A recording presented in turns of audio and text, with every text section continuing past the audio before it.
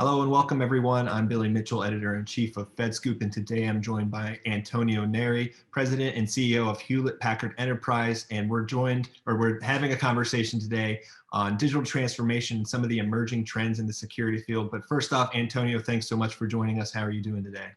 I'm doing great. Thank you for having me today.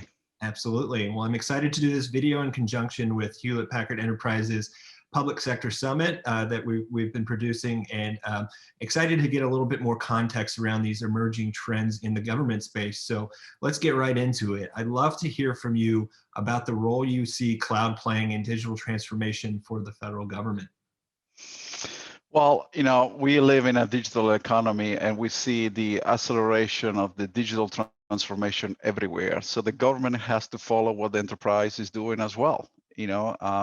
Digitizing workflows, driving efficiencies across the entire government space, and make sure we access the data in ways we haven't imagined before to deliver insights to the people who can make decisions faster. Cloud is a vehicle to accelerate speed and agility. And to us, it's not a destination, it is an experience. And that's why Hewlett-Packard Enterprise is really focused on delivering an edge-to-cloud architecture for our customers that can be consumed as a service, whether it's subscription or utility-based, whatever it is, the needs that you have. And we are really focused on bringing the cloud to you, wherever the apps and data live. And that's why we believe Hewlett-Packard Enterprise is uniquely positioned to capture this massive opportunity, because we are entering what we call the new age of insights. And that's an opportunity for the government to modernize all their processes and to really provide a better experience to the citizens of their country. So we're very excited, and we are making great progress. And obviously we have a fantastic federal team that provides incredible service to our government entities every single day. That's great. Great starting point, and I'm glad that you mentioned the edge, because it's where I wanted to take the conversation next. I know that's a big trend in the federal space and something that HPE is really pushing forward as well. So I'd love to hear about the impact that you see edge computing having on our government's many missions. Well, let's define first what the edge means, because it could mean different things to different people. If you're talking about the edge in a telecommunication space, is where you connect to the network to make a call or to access a website. For us, the edge is what I call the far edge, meaning is where we live and work. And is an example of you and I talking today, right? You are in your home office, I'm in my home office, and connecting, having a conversation. And really is where we live and work. And that's where the vast majority of the data is being created. And that's why we see this acceleration of digital transformation happening at the edge. But the first step, Billy, is to provide secure, seamless, and ubiquitous connectivity. Because unless you are connected, whether you as a user, a device, or a thing, you can't really participate in this digital world. And that's where we have a unique strategy with our Intelligent Edge platform, which is based on our Aruba acquisition that I did 5 years ago, to provide a secure, seamless connectivity, wherever it is in the form of a LAN port or a Wi-Fi connectivity, or now more and more a WAN connectivity, because as more and more cloud native applications are developed, much of the traffic goes through the internet, not in the old traditional fixed networks.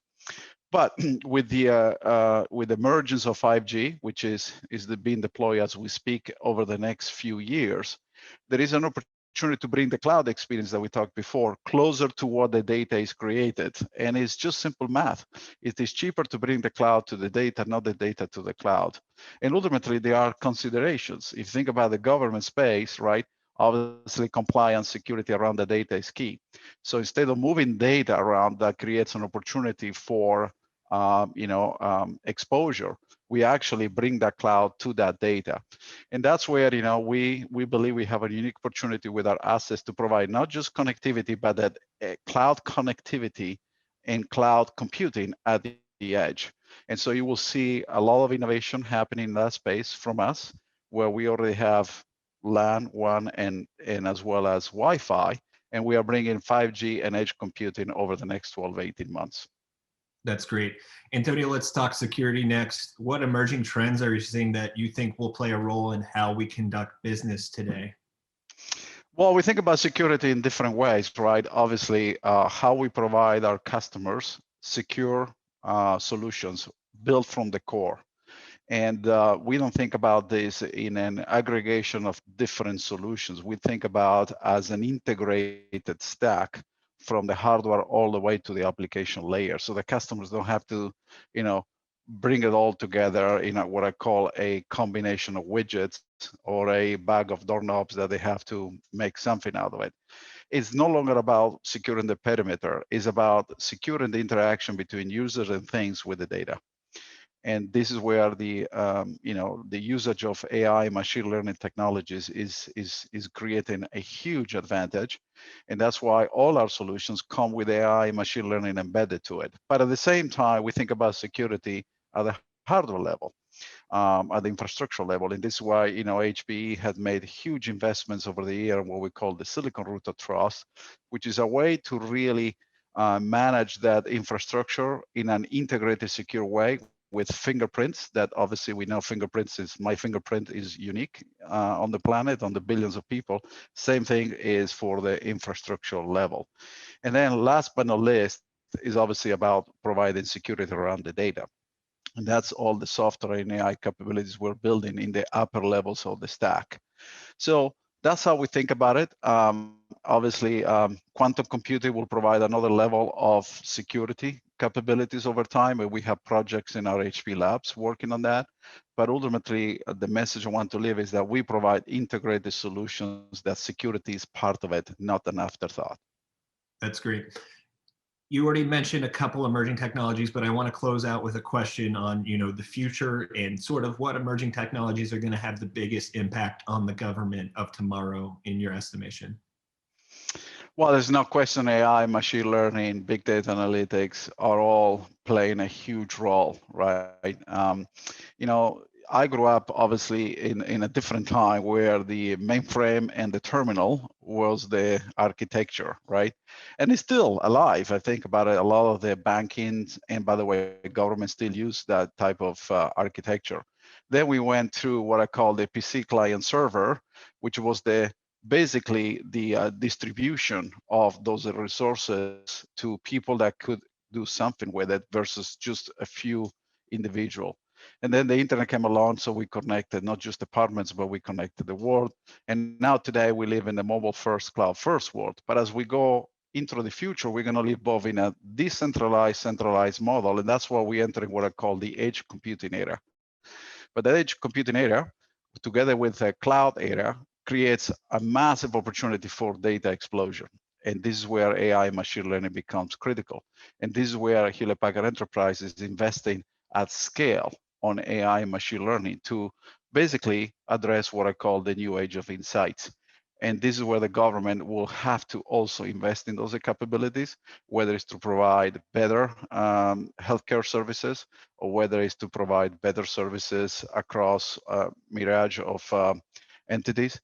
But ultimately, this is where HPE has a unique opportunity to power that new age of insights. And with high performance computing, which is one of the crown jewels of this company, we can address those data needs at scale. The data sets and the amount of data is growing exponentially. In fact, in a couple of years from now, we're going to create more data than we create in entire human history.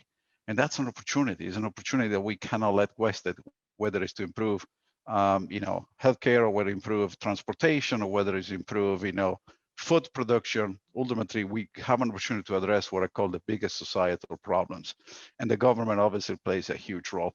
And so we are building the next generation high performance computing with exascale capabilities. Think about it. We can process billion transactions per second in just 12 months from now.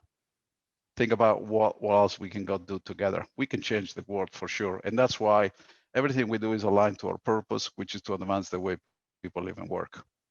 That's very impressive, and it's very exciting to watch. So we'll definitely be keeping an eye on it. But that's it for the interview. Thank you so much, Antonio. It's been a pleasure chatting today. Thank you, Billy, for having me today. Great.